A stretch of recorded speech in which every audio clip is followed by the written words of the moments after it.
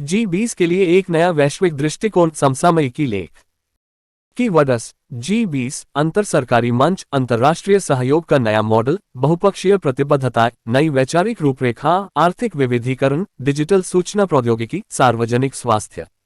चर्चा में क्यों भारत ने G20 की भूमिका के बारे में एक स्पष्ट दृष्टिकोण लिया है। इस बात की चिंता है कि 2023 के लिए भारत जो एजेंडा, थीम और फोकस क्षेत्र निर्धारित करेगा, उसमें अन्य देशों का समर्थन प्राप्त हो पाएगा या नहीं।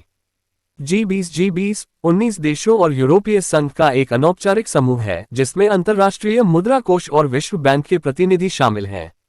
G20 की स्थापना 1999 में कई विश्व आर्थिक संकटों के प्रतिक्रिया में की गई थी।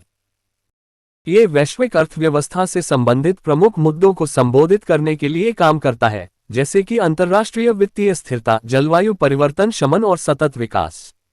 G20 के सदस्य अर्जेंटीना, ऑस्ट्रेलिया, ब्राजील, कनाडा, चीन, France, Germany, Bharat, Indonesia, Italy, Japan, Korea गणराज्य, मेक्सिको, रूस, सऊदी अरब, दक्षिण अफ्रीका, तुर्की, यूनाइटेड किंगडम, संयुक्त राज्य अमेरिका और यूरोपीय संघ हैं। G20 दुनिया के पेटेंट का 95%, वैश्विक सकल घरेलू उत्पाद का 85%, अंतर्राष्ट्रीय व्यापार का 75% और दुनिया की आबादी के 65% हिस्से का प्रतिनिधि करता है। G20 सभी प्रमुख अंतर्राष्ट्रीय आर्थिक मुद्दों पर वैश्विक वास्तुकला और शासन को आकार देने और मजबूत करने में महत्वपूर्ण भूमिका निभाता है। सहयोग को फिर से शुरू करने की आवश्यकता, सहायता और व्यापार पर बहुपक्षीय प्रतिबद्धताएं लड़खड़ा रही हैं। एक ऐसी दुनिया में जहां शासन प्रक्रिया लगातार अधिक समान होती जा रही है, उनमें वर्तमान में संस्थागत नवाचार की आवश्यकता है।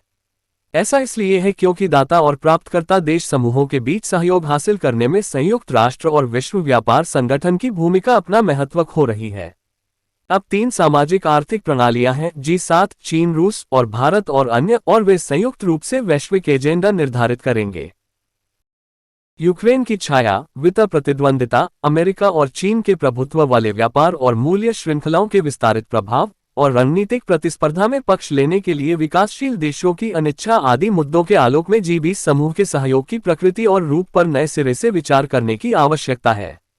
वैश्विक भलाई की हानि के लिए विचारों के टकराव को रोकने के लिए G20 की प्राथमिक भूमिका को फिर से तैयार करने की आवश्यकता है।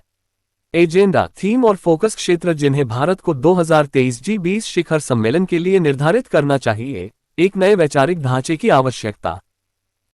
जलवायु परिवर्तन के मामले में सभी देश एक ही नाव में हैं। यह माना जाता है कि वैश्विक प्रभाव के साथ सामान्य चिंताओं को फिर से परिभाषित करने वाले अन्य क्षेत्रों में विस्तारित करने की आवश्यकता है। उभरती अर्थव्यवस्थाओं को अब बाहरी समाधानों की आवश्यकता वाली समस्याओं का स्रोत नहीं माना जाना चाहिए, बल्कि साझा समस्याओं के समाधान का स्रोत माना जाना चाहिए। ब्रिक्स भी 21वीं सदी के लिए उपयुक्त शासन संस्थानों के लिए एक उपयुक्त मॉडल प्रदान करता है, जहां एक शक्ति के प्रभुत्व वाले राज्यों का एक संकीर्ण समूह एजेंडे को आकार नहीं देता है, बल्कि सभी मिलकर एजेंडे को निर्धारित करते हैं। प्रारंभिक बिंदु मानव अधिकारों पर वियना घोषणा 1993 में वैश्विक आम सहमति पर निर्माण होना चाहिए, जो सभी मानवाधिकारों की अविभाज्यता की पुष्टि करता है। आर्थिक और सामाजिक अधिकारों की बढ़ती मान्यता है। उदाहरण के लिए, सतत विकास के लिए 2030 एजेंडा में पर्याप्त भोजन, आवास, शिक्षा, स्वास्थ्य, पानी और स्वच्छता और सभी के लिए काम सुनिश्चित करना अंतर्राष्ट्रीय सहयोग का मार्गदर्शन करना चाहिए। सभी परिवारों के जीवन की गुणवत्ता में सुधार के लिए आम लेकिन विभेदित जिम्मेदारियों के सिद्धांत व्यापार और सहायता के आधार पर बहुपक्षवाद में असभ्य लगने वाली समस्याओं के लिए दूसरे में विचार विमर्श का मार्गदर्शन कर सकते हैं। विज्ञान और प्रौद्योगिकी के माध्यम से आर्थिक विविधीकरण। वैश्विक एजेंडा निवेश की ओर झुका हुआ है, जबकि विज्ञान और प्रौद्योगिकी आर्थिक विविधीकरण के लिए प्रेरक शक्ति हो सकती है, क्योंकि ये दुनिया को स्थायी रूप से शहरीकृत करते हैं और मानव कल्याण और वैश्विक जलवायु परिवर्तन दोनों के जवाब के रूप में हाइड्रोजन अर्थव्यवस्था और नई फसल किस्मों की शुरुआत करते हैं। नवाचार उत्पादन और खपत को नष्ट करने और ऊर्जा के नवीकरणीय स्रोतों की ओर बढ़ने का समर्थन करता है। युद्ध के बाद की अवधि में जीवन शैली में बदलाव ने सेवाओं और खुदरा क्षेत्र में शहरी नौकरियों का सृजन किया, जो उच्च उत्पादकता, निर्माण और जलवायु परिवर्तन के नुकसान के लिए दोषी है।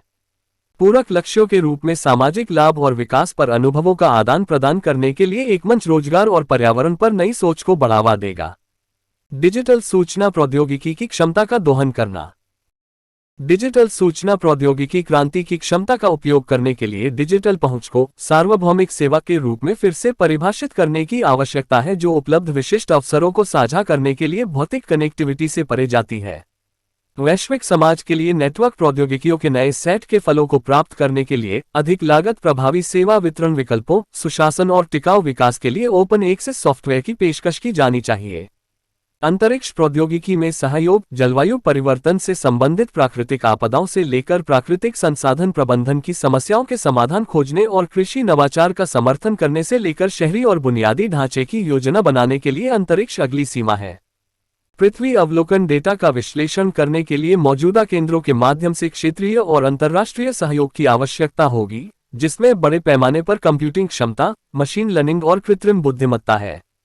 भूस्थानिक डेटा उत्पादों और सेवाओं तक खुली पहुंच और भूस्थानिक सूचना प्रौद्योगिकी सुविधाओं की कम लागत के लिए भारी वित्तीय संसाधनों की आवश्यकता नहीं होती है।